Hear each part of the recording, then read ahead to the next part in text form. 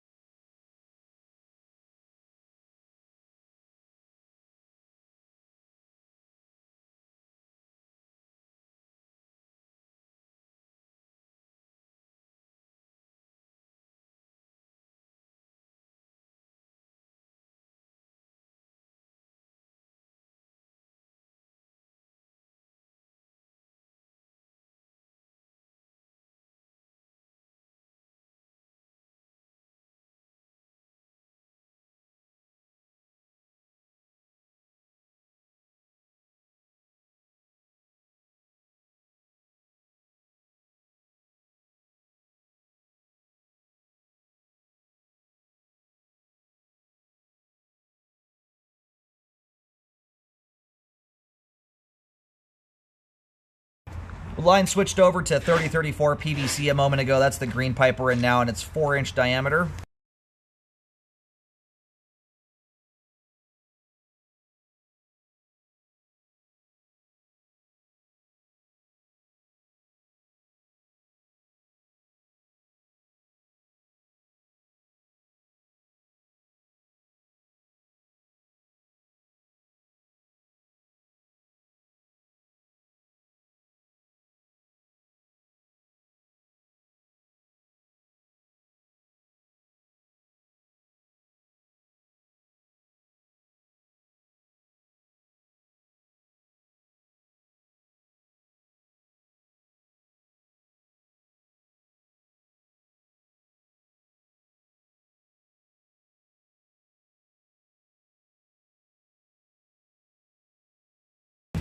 All right, reached the main lateral connection here at 50 feet.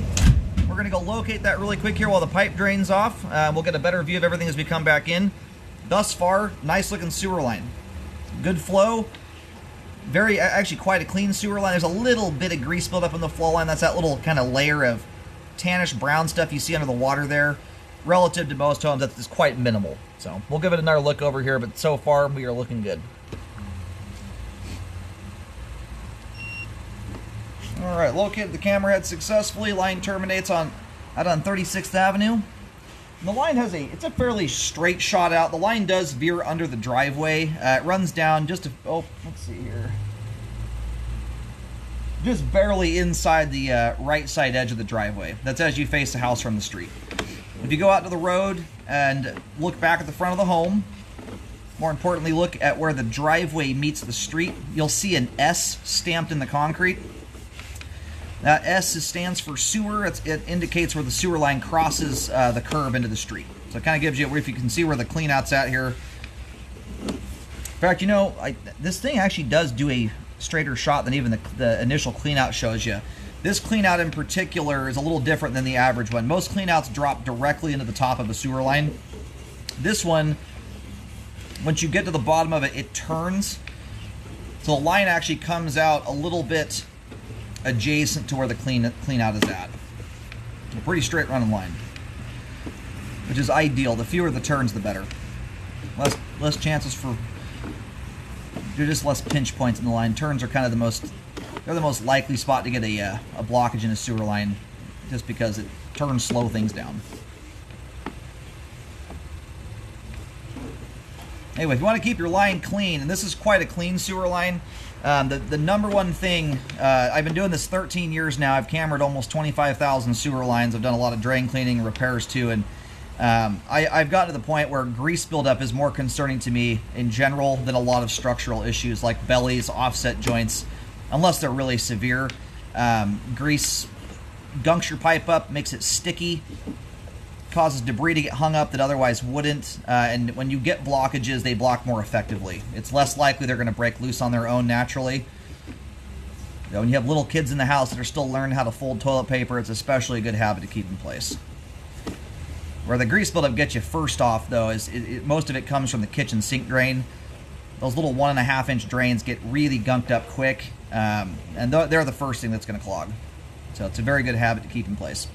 So we are back to the clean out here. We have good flow all the way out to the main lateral connection. All the pipe we just scoped there is in good condition, intact, quite clean. It'll be even cleaner in a day or two once some more water flow goes through. My camera breaks up a lot of that stuff that's in the flow line. Not that it's filthy anyway, but it's looking good. But to keep the line clean, kind of the rule of thumb I tell most people to live by, if you've got enough grease or oil on your pans, when the pans are hot or warm anyway, if you were to turn that pan sideways, there's enough oil and fat on the pan that it runs off the pan or it flows off of it. There's a notable amount of it. It's at that point you want to do something about it. Let the pan cool down, wipe it out with a paper towel, or scrape it off into a garbage can once it's cool, or pour it into a jar. You just don't want it going down the line. A thin little coating of PAM spray is no big deal. Hot water and soap handles that. The key to helping, if you know some amounts getting down the line, is always use hot water. Obviously soap too, but keep your hot water running for about a full minute longer than your last dish was washed. That helps to ensure that everything that went down line stays melted and emulsified until it gets all the way out to the main. All that stuff, the grease especially, and fats, they start to cool down rather quickly. Even when you're using hot water, when you shut that water off really quickly, while it stays fairly warm through the crawl space area, the pipe underground out here, it's cold all the time. And so stuff starts to rapidly cool down once it hits the exterior. So it's a good way to help keep stuff moving along. Anyhow, good looking sewer line, functioning very nicely.